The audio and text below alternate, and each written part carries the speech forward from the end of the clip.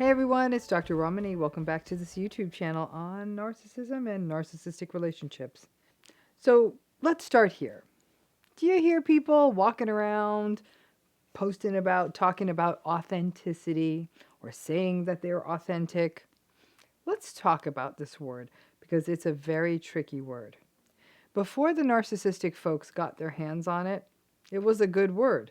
Now we need to be a little bit careful. So let's do a deeper dive into this idea and this concept of authenticity.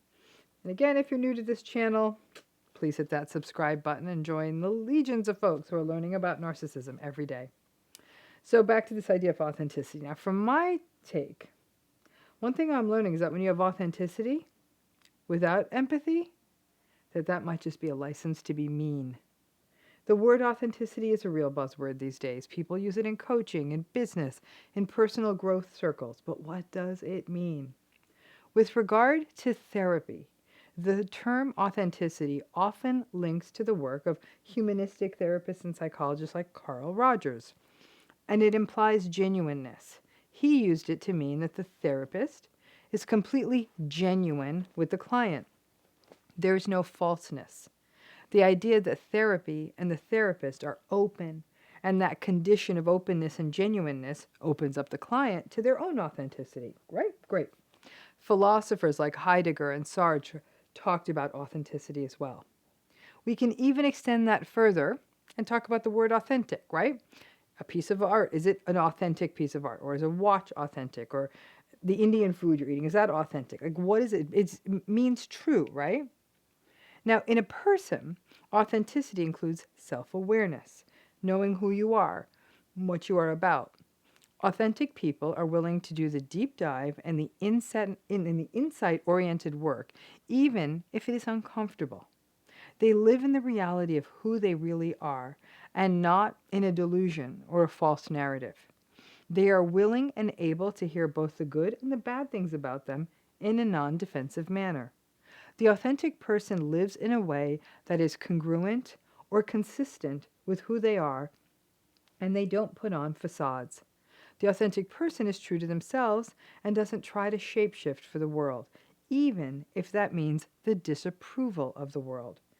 You live to your self-aware truth and don't morph yourself to the expectations of the world when you are authentic. Now, more recently, there's some interesting research on authenticity that shows it's a little bit more complicated, and that people do sometimes feel that they're being most authentic, believe it or not, when they conform to societal expectations.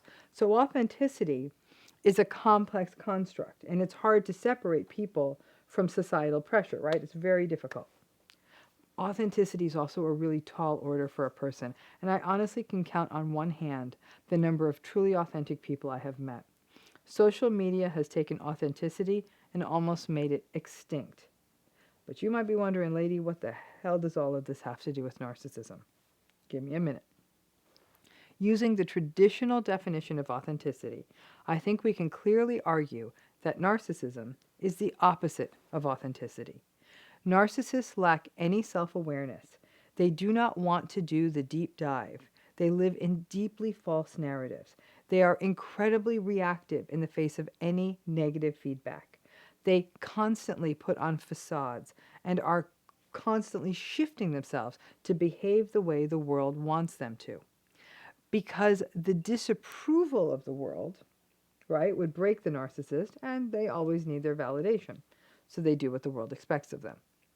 But we can take this a step further because we keep hearing people talking about authenticity as a rationale for behaving like jerks. Online trollers, cruel commenters, people who have media platforms that are cruel and mean-spirited and uncivil in how they're, they speak in their comments. And these folks walk around saying they're being authentic. That these things they're saying or writing are their authentic feelings. They say it like it is. They speak their truth. And they don't care what other people think. They claim that all of that is authentic. That gave me pause. Because they don't care what other people think. And that's where it gets tricky. In this modern age, this modern way of being authentic, the challenge is that these folks don't have empathy. They would claim that not having empathy is who they are. So they say what they want and don't care, and that's them. It kind of qualifies in a sick and twisted way as authenticity, right? If a person is an authentic narcissist, then they are a jerk, and even worse, they may be self aware of their narcissistic patterns and simply not care about the impact any of this has on other people. Authenticity in the absence of empathy, that's where it starts to get ugly. And it may explain why lots of narcissistic people think of themselves as authentic. This is who I am. Take it or leave it.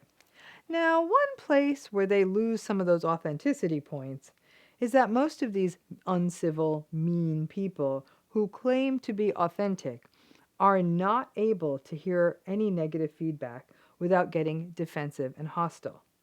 If they were truly authentic, they could hear it and say, okay, I don't care what you think. But the way they push back so defensively makes it seem that they really do care and are bothered by it. I recently heard someone very hostile, and they're a very hostile, antagonistic, narcissistic person. They were talking about themselves as authentic. Their reactive and cruel style was something they believed was true to who they are. They were aware of it. They didn't care what the world thought of them. It gave me pause because this person also heard the negative feedback and also sort of shrugged it off. Though also this person didn't have empathy, so didn't really feel the need to integrate the feedback about being more empathic because he authentically didn't have empathy, right? I thought, all right, so this person, I guess they're authentic, but they have no empathy. Basically, that's rough because that is someone who will say whatever the F they want and simply not care.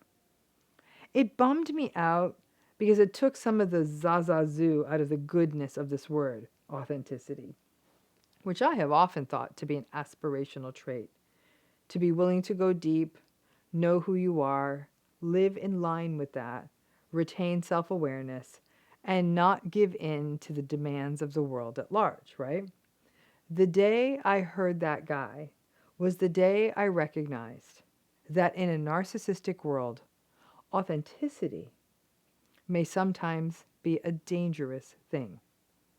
In the absence of empathy, authenticity may be a word that gives permission to a person's dysregulation, impulsivity, and to their tendency to say and do what they want. It sort of puts this righteous spin on bad behavior. I don't know what to do about this, really. Authenticity, I always thought it was meant to be a reflection of genuineness. So if a person is genuinely antagonistic and knows it and lives it, then is that authentic? Well, you drop that in the comments because I got to tell you, you got me. But from a survivor and a healing perspective, it can be a tricky way that they may try to pull the wool over your eyes and kind of win an argument about authenticity.